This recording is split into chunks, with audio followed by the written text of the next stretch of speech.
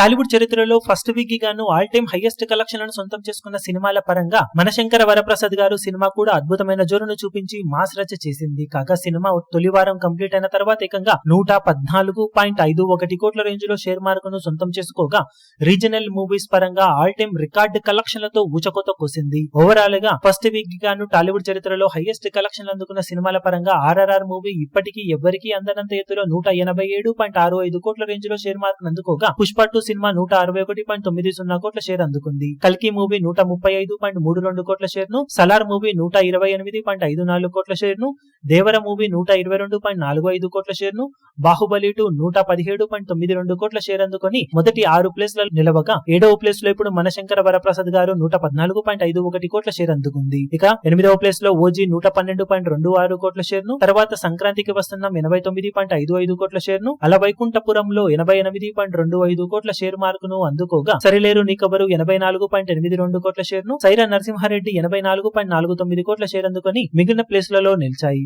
Overall గా megastar Chiranjeevi box office దగ్గర first week కలెక్షన్ల పరంగా ఊహకందని ర్యాంపేజ్ ను చూపించి టాప్ స్టార్ కి ఏమాత్రం తీసిపోని కలెక్షన్లతో రీజనల్ మూవీస్ పరంగా industry record first week collection అందుకొని సెన్సేషన్ ను క్రియేట్ చేశాడు.